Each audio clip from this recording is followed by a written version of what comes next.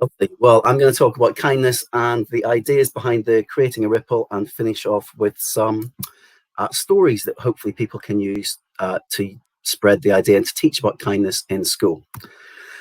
So what is kindness before we start? Why are we teaching it? Is it something that's soft? I get a lot of eye rolls as a male primary school teacher when I talk about teaching kindness. It's the type of thing that lots of people see as a bit of a soft thing to teach. And why are you, as a ex-rugby playing 17-stone male primary school teacher, you're supposed to be the strict one in school. Why are you teaching about kindness? That's very important, and I'll talk about why I think it's important in a little bit as well.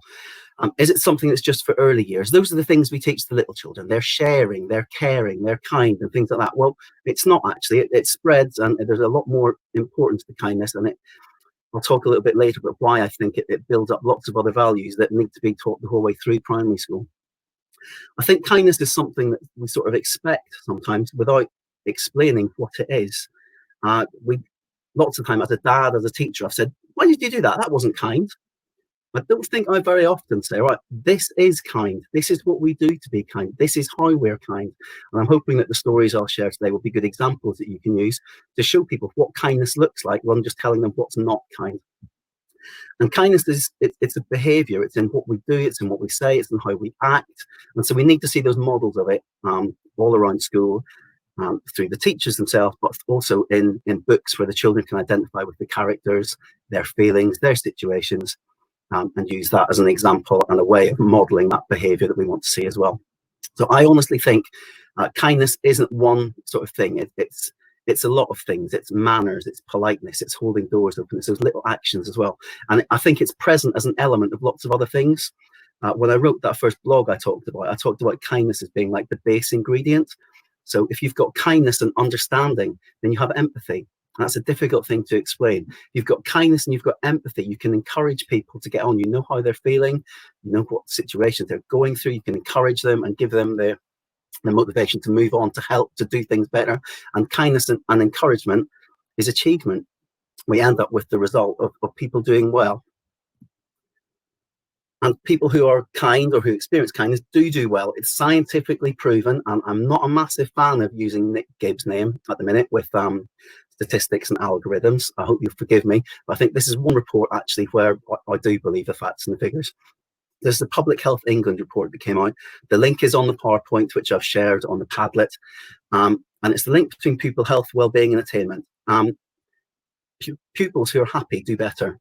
Schools where people are happy are better places to work, better places to learn in. Okay, so the key points were pupils with better health and well-being achieve better academically. They have greater health, greater well-being, they have better achievement, and the environment that they're in that school influences the health and the well-being of the pupils and their readiness to learn. Now, there's a bit of a caveat with that. I don't want to just focus on academic progress as the reason for doing kindness. So Ken Robinson very famously said, creativity is educated out of children. And my worry is we're doing the same with happiness. We're very focused on academic progress, assessment, results. Sometimes I think at the expense of happiness. So I put a link to his video on here. I think it was his final public speech for the Call to Unite. And he talks in there about successful schools having the right culture, a culture of compassion, empathy, where people collaborate and individuality is valued and there's diversity. And kindness, as I said earlier, is an element in all of those values. And you can watch that video. It's very inspirational.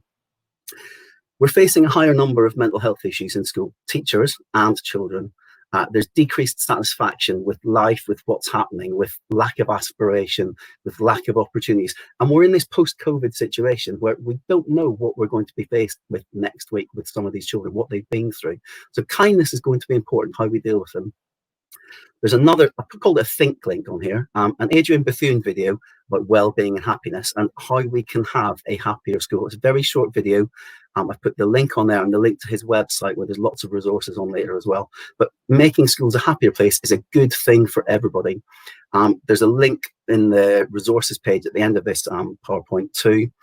A scientific report, a neurological study about the effect that kindness has, not just on the people receiving it, but on the people who do it. It's proven that it affects your own happiness being kind to other people. So it has that ripple effect, not just on other people, but on yourself as well. So when can we do it in school? every time you get a chance, basically, all the little things matter. There's a really good blog by a chap on Twitter called Mr. NU. It's called Tiny Kindnesses, and I've linked again to it as well. And it's all about those little things that you do, that one smile, that one thank you, that one action has that massive repercussion of that ripple effect. Little things like a morning welcome, not being sat with your back to the class when they come in the morning, standing at the door, saying hello, showing them that you're there for them, okay? That's just kindness. You're there as their teacher. Don't ignore them. Say hello, start their day on a positive note. That's an example of it as well. And in your actions and interactions, I believe kindness should be modeled. A bit like we do math, we do English. We show people what it looks like. And that's why the stories I'm going to talk about in a second are important. Where do we do it?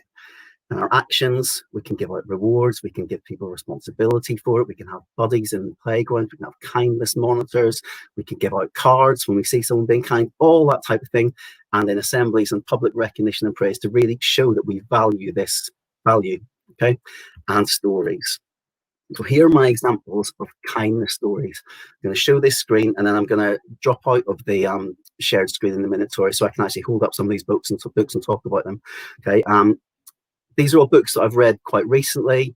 There's a range of books here for different age groups. And I think if I drop out of the shared screen now, I don't know how to do that. Let's have a look. Stop sharing. Do I come back onto StreamYard? Hello. Right, I'm back. Brilliant. So, this book, Lark, by Anthony McGowan.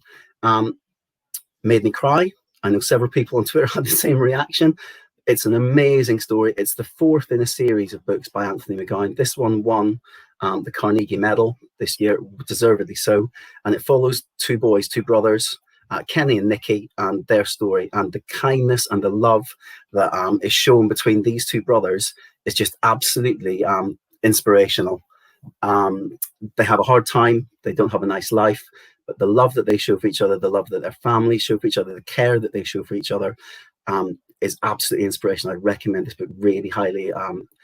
Upper key stage 2, definitely, if not slightly above, maybe year 7 level. Just incredible. Absolutely brilliant book. This book, After the War, I read this last week actually on holiday in the Lake District. It's set in Ambleside in the Lake District, based on true story of the Windermere children. So refugees who were evacuated after the war. So it's a bit different to lots of other stories where we're in the war situation with people escaping cruelty and escaping the horrors. This is after the war, and it's talking about the rehabilitation of a group of Jewish refugee children who are moved and live near Windermere, and the kindness shown to them by the people who are trying to help them get over what's happened. The kindness shown by the local residents. There's a particular scene where the local residents, despite being in a very hard situation themselves with rationed food, etc., they all come together and they donate all their rationed food and they create a meal for these children. And yeah, again, it's one to have the tissues ready for. It's a tearjerker. It's very emotional, very powerful, but an amazing book by Tom Palmer. There are some classics. Dogger. Absolutely brilliant book by Shirley Hughes about the little boy whose teddy bear was missing and the act of kindness of his big sister, who's pretty horrible the whole way through the book until she shows the kindness at the end. She helps him get his teddy bear back. This one, Here We Are by Oliver Jeffers. Now, all of his books are brilliant, not just because he's from Northern Ireland, so I'm promoting a bit of old Northern Ireland author there as well, but this one in particular, there's a whole CLPE, the Centre for Literacy and Primary Education, have designed a whole scheme of work for every year group in school around this book for coming back in September post-COVID. This book is all about kindness. I believe he wrote it for either his unborn or newborn child, explaining the planet and how it is and where we are and how we should look after the planet and ourselves. One of the best books or quotes or books in it, pages in it, sorry, is this one. It looks big, Earth, but there are lots of us on here, so be kind. There's enough for everyone. It's just beautiful images, beautiful messages, and as I said, an amazing package of work by CLPE that you can use with that as well. I think I'm coming to the end now. So last book is this one. This is called Umbrella by an author I'd not heard of before, Elena Aravello Melville. I hope I've pronounced that correctly. And this has just recently won the Queen's Knickers Award, quite a prestigious award. I'm not sure the name suggests it is, but definitely prestigious award for the illustrations and for the message in it as well. And this book is all about kindness and some lovely examples of it the whole way through the book. It's about a little girl who goes to the park and she starts off and she's got no one to play with, so she's lonely. And what I really liked about this book is as she goes through, she finds this umbrella and she opens the umbrella and people and objects, and it's a bit magical. Things come out of the umbrella to help people in situations where they're not particularly happy the whole way through the book. So the umbrella is like the act of kindness the whole way through the book. It's beautiful. The illustrations are beautiful. The message in it is lovely. There's a man in a wheelchair who is unable to climb trees anymore, and he's missing his childhood. And the little girl in the book, Clara, uses the umbrella to help him. He can't get the apples out of the tree, so she opens the umbrella and an elephant comes out, and the elephant can help him pick the apples from the tree. And the whole book is just lovely messages about helping each other, people who aren't happy. My idea for school would be to look at this and look at the people in the book. Think about those situations that they're in where they're not happy. For example, she's lonely. Well, what can we do in school to help? How could we be kind to someone who is lonely? And take the examples from this book and use them in school to model examples in school where acts of kindness would help as well. I'm not sure how I'm doing for time. I think I've got one more book left. This one's called The Smile Shop. I have to thank Scallywag Press for sending me these last two books. They're absolutely brilliant. I told them I was doing work in school on kindness and asked what books they'd recommend, and they sent these. And this one's about a little boy who's not very happy. Similar sort of message. As he goes along the street, he bumps into people. Nobody's looking at him. The book's in black and white most of the way through, and he's the only one in colour, so pretty sad situation. And he comes to the Smile Shop, and he meets this man who does nothing but give him a smile for free. He doesn't have any money, so he can't buy anything, but the man gives him a smile for free. And that message of a smile is something we can give out for free. The little boy then goes out. I better show you the last page, actually. The little boy then goes out into the street, and the final page, where he's smiling at everybody, turns to colour, and everybody is smiling back, and it's a far happier place. So the message of a smile as one of those little actions of kindness that you can use to share and spread that ripple and create that knock-on effect of creating that positive environment, culture for learning, and just making the place nicer for children to be in.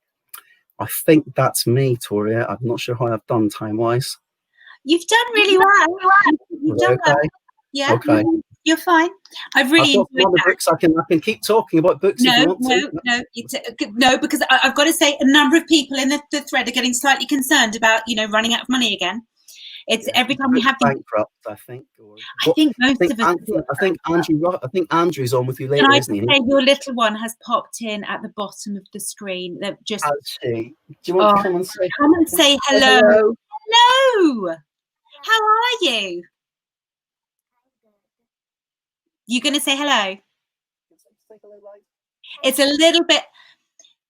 It just looks like you're chatting to me. I bet you love all these great books. Do you like the books? Come and sit. Quick. Do you like these books? Yeah. Have you got a favourite?